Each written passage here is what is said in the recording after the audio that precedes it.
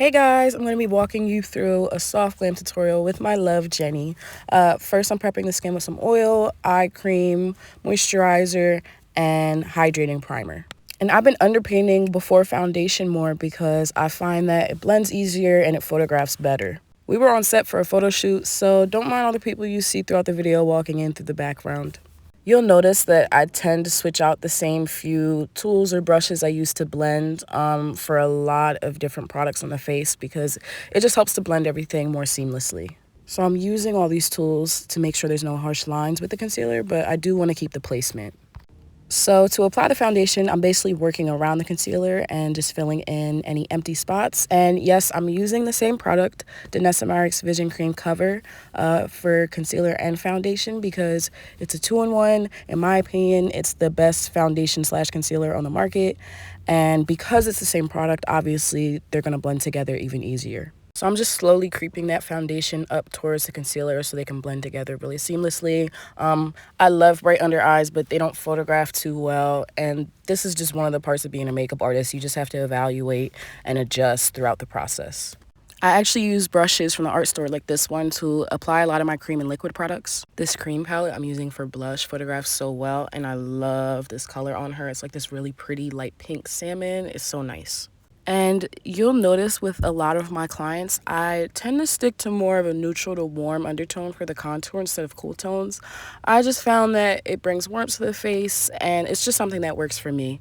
So next, I'm going to use the same product I used to contour with as a base for her eyes because I knew I was doing a brown smoky eye. At this point, I'm done applying cream and liquids, so I'm setting her face and patting that into the skin just to make sure there's a really nice seamless finish all over.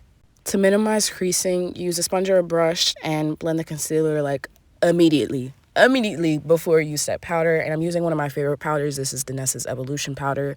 Comes in a variety of shades, finely milled, blends like a dream, doesn't leave flashback. It's just so good. And I use it all over her face, but I make sure there's a lot of powder in areas that crease the most, obviously on and under the eyes. These Morphe face palettes are literally one of my favorite additions to my kit this year, and I'm just warming up her face and putting it pretty much in the same place I put the contour.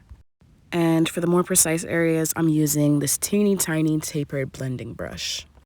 And I know on myself, especially, I tend to have a really harsh contour, but obviously that doesn't photograph well. So I'm just making sure everything looks blended. That's really the whole point of this. So for powder blush, I'm using a medium pink color and I'm making sure it blends almost like a gradient between the concealer, blush, and bronzer. So this next part is arguably my favorite part of doing Jenny's face, period. Jenny grows out her brows and they're so beautiful and so big. And she always complains that a lot of makeup artists don't really know what to do with them. So yeah, with a pencil, I'm applying hair-like strokes at the tail and the front end of the brow. I pretty much leave the middle part alone.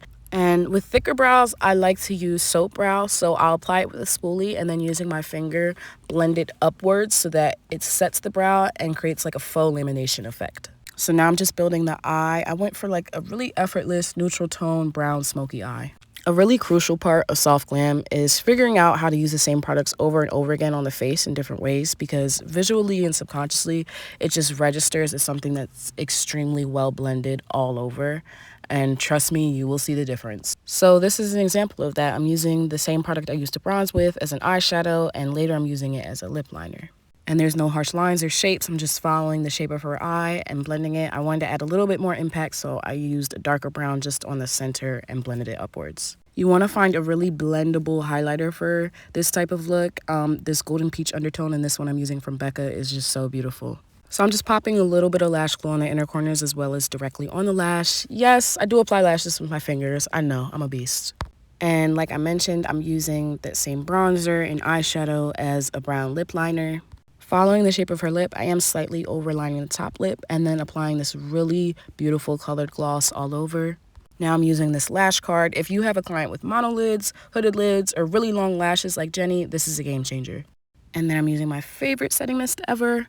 And that is the finished product. Thank you so much to my love Jenny, and let me know what you guys want to see from me next. Bye.